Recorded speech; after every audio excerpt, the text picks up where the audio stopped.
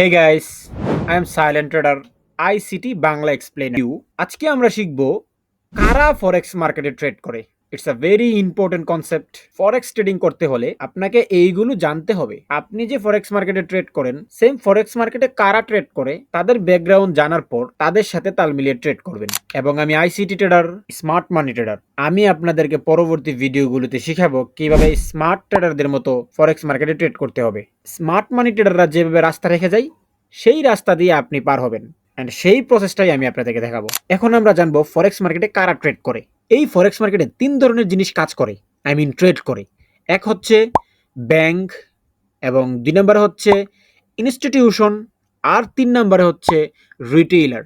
এবং এই তিনটা জিনিসের মধ্যে কি কি রয়েছে, কারা কারা আছে, কি কি জিনিস আছে, এইগুলো একটু ভেঙে বোঝার চেষ্টা করব। ওকে, তার আগে একটা নিউজ জেনে নিই, সেটা হচ্ছে ফরেক্স মার্কেটকে বলা হয় the most liquid financial market in the world.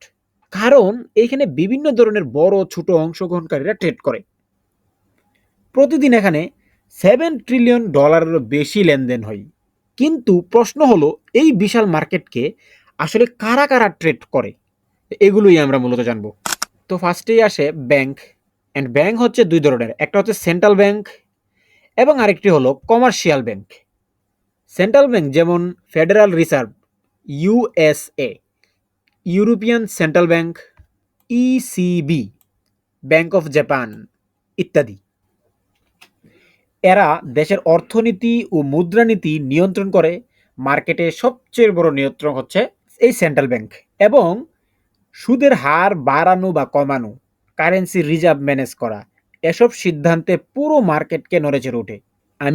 দেশের সুদের হার বৃদ্ধি পাবে নাকি হ্রাস পাবে সেটা সেন্ট্রাল ব্যাংক ঠিক করে, এবং তাদের সিদ্ধান্তই ব্যাংক কমিশন বাড়ে বা কমে।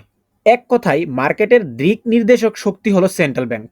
এবং ব্যাংকের মধ্যে আরেকটি, সেটা হলো কমার্শিয়াল ব্যাংক, যেমন JP Morgan, city bank, HSBC, Deutsch bank.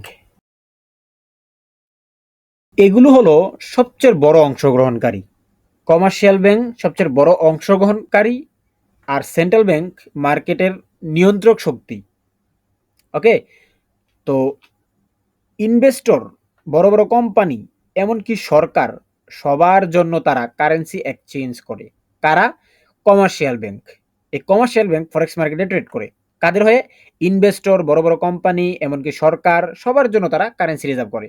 এগুলো হলো সবচেয়ে বড় অংশগ্রহণকারী।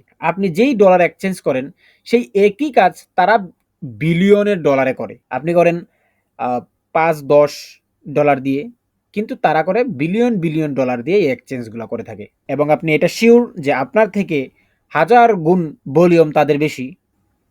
এখন দেখব ইনস্টিটিউশন। অ্যান্ড ইনস্টিটিউশনের মধ্যে দুইটা জিনিস থাকে, একটা হচ্ছে মাল্টি ন্যাশনাল কোম্পানি, মানে বড় কর্পোরেট কোম্পানি, আর আরেকটা হচ্ছে hedge fund and investment farm. মানে কি? বড় বড় ইনভেস্টররা, যারা ওই যে আমরা ফান্ডিং অ্যাকাউন্টের কথা বলি না, সেটা ফান্ডিং অ্যাকাউন্টের অ্যাডমিনগুলো হচ্ছে হেজ ফান্ড। ঠিক আছে? মাল্টি ন্যাশনাল কোম্পানি যেমন অ্যাপেল, টেসলা, স্যামসাং, এগুলো হচ্ছে বড় বড় কোম্পানি, বড় বড় কর্পোরেট কোম্পানি, সেটা তো অবশ্যই জানেন। আন্তর্জাতিক বাণিজ্যের জন্য তারা ফরেক্স ব্যবহার করে। যেমন অ্যাপেল যদি জাপান থেকে যন্ত্রাংশ কিনে, তবে ডলার থেকে ইয়েন কিনতে হবে। এখন জাপান থেকে তো আর অ্যাপেল ডলার দিয়ে কেনা যাবে না, অবশ্যই জাপানি কারেন্সি ইউজ করতে হবে। তাহলে কি করতে হবে? ডলারকে ইয়েনে এক্সচেঞ্জ করতে হবে, হোক সেটা $10 বা $10 বিলিয়ন। এখন এত বড় কোম্পানি তো আর 10-20 ডলারের এক্সচেঞ্জ করবে না, মিলিয়ন বিলিয়ন ডলারের এক্সচেঞ্জ করবে, স্বাভাবিক। এবং এখান থেকে আমরা একটা জিনিস জানবো, সেটা হচ্ছে এদের ট্রেড মূলত ব্যবসা চালানোর জন্য, প্রফিট করার জন্য না। এরা যে এক্সচেঞ্জটা করলো, জাপান থেকে অ্যাপেলের যে যন্ত্রাংশ কিনলো, সেটা ইয়েন দিয়ে কিনলো, ডলার দিয়ে নয়, ডলার দিয়ে ইয়েন এক্সচেঞ্জ করলো। এবং সেটা কেন করলো? যেন সে জাপান থেকে যন্ত্রাংশ কিনতে পারে, যন্ত্রাংশ কিনে প্রফিট করার জন্য না। কিন্তু সেই অ্যাপেল কোম্পানি যন্ত্রাংশ কিনে অ্যাপেলের যে কোনো একটা প্রোডাক্ট বানানোর পর সেটা বিক্রি করে সেটা সেটা থেকে তারা প্রফিট গ্রহণ করবে, বাট এক্সচেঞ্জের জন্য তারা প্রফিট করবে না। আর হেজ ফান্ড ও ইনভেস্টমেন্ট ফার্ম হচ্ছে বিশাল অঙ্কের মূলধন নিয়ে শুধুমাত্র লাভ করার উদ্দেশ্যে ট্রেড করে। এই ইনভেস্টমেন্ট ফার্ম মানে ফান্ডিং অ্যাকাউন্টগুলো, এর ফান্ডিং অ্যাকাউন্টের অ্যাডমিনগুলো, তারা কিন্তু লাভের জন্য, লাভের উদ্দেশ্যে ট্রেড করে। এবং প্রফেশনাল ট্রেডাররা তাদের হয়ে কাজ করে। লাইক আপনি যদি প্রফেশনাল ট্রেডার হয়ে থাকেন, আপনি যদি প্রফিট করতে পারেন, তাহলেই আপনাকে তারা নিবে। সেটা কিভাবে? আপনাকে পরীক্ষা দিতে হবে, আপনাকে একটা ডেমো অ্যামাউন্ট দেওয়া হবে, আপনি সেটা দিয়ে গ্রো করবেন, তাদের শর্ত থাকবে, সেই শর্ত সাপেক্ষ যদি আপনি মেনে চলতে পারেন, তাহলে আপনাকে রিয়েল ব্যালেন্স দেওয়া হবে বিশাল পরিমাণের ৫,০০০, ১০,০০০, ২০,০০০, ৫০,০০০ ডলারের। আপনি যেটা গ্রহণ করতে পারেন। তবে অবশ্যই আপনাকে এক্সপেরিয়েন্স থাকতে হবে, তাছাড়া আপনাকে দিবে না। আপনাকে পরীক্ষা নেবে, যদি ফেল করেন তাহলে বাদ। এরা হলো মার্কেটের হাই রোলস, বিগ প্লেয়ার। এবং লাস্টে যেটা আসে সেটা হচ্ছে রিটেইলার। এবং রিটেইলার কারা সেটা তো আমরা জানি। এক হচ্ছে ব্রোকার, ফরেক্স ব্রোকার। যে ব্রোকারে আমরা ট্রেড করি, যে কোনো ব্রোকার হতে পারে। এরা মধ্যস্থকারী, মার্কেট আর ট্রেডারদের মধ্যে কানেকশন তৈরি করে দেই। আমরা যে ছোট ছোট ট্রেডাররা আছি, আমাদের মধ্যে এবং মার্কেটের মধ্যে একটা কানেকশন যুক্ত করে কারা? ব্রোকার, ফরেক্স ব্রোকার। আপনি মেটা ট্রেডার, এক্সচেঞ্জ বা ট্রেডিং ভিউতে ট্রেড করেন, আসলে সেটা দরজা খুলে দেয় ব্রোকার। আপনি যে বাইং অথবা সেলিংটা করলেন, সাথে সাথে যে বাই এবং সেল হলো, সেই প্রসেসটা করে দেয় ব্রোকার। কিন্তু আপনি এক্সচেঞ্জ অথবা MT5, MT4 সেখানে জাস্ট বাই বা সেলিং করলে দেখা যাচ্ছে ট্রেড পড়ে যাচ্ছে, বাট মূল প্রসেসটা করে কে? ব্রোকার। আরেকটা হচ্ছে রিটেইল ট্রেডার। রিটেইল ট্রেডার কারা? এটাই আমরা, ছোট মূলধন দিয়ে অনলাইনে ট্রেড করি। এই রিটেইল ট্রেডার হচ্ছে আমি, আপনি। মার্কেট মুড ভলিউমের মাত্র ৫ থেকে ৭% আসে রিটেইল ট্রেডারদের কাছ থেকে। বুঝতে পারছেন? এত বড় ফরেক্স মার্কেটের মধ্যে, যেখানে প্রায় 7 ট্রিলিয়ন ডলারের লেনদেন হচ্ছে, সেখানে মাত্র ৫ থেকে ৭% আসে আমাদের মতো ট্রেডার থেকে। যেমন যারাই ব্রোকারের মাধ্যমে ট্রেড করবে, সেটাই হচ্ছে রিটেইল ট্রেডার। আমি, আপনি বা আমাদের মতো বড় ট্রেডার যারা আছে, তারাও কিন্তু রিটেইল ট্রেডার। এই জিনিসটা আশা করি বুঝতে পারছেন।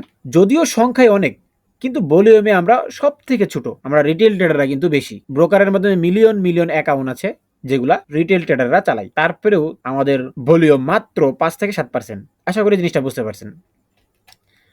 তাহলে বুঝতে পারছেন, ফরেক্স মার্কেট শুধু আমাদের মতো ছোট ট্রেডারদের জন্য না, বরং বিশ্বের সবচেয়ে বড় বড় কোম্পানি আর ব্যাংকগুলো এইখানে ট্রেড করে। আর এই কারণেই ফরেক্স মার্কেটকে বলা হয় the most liquid market in the world. So আজকে এই পর্যন্তই। আল্লাহ হাফেজ।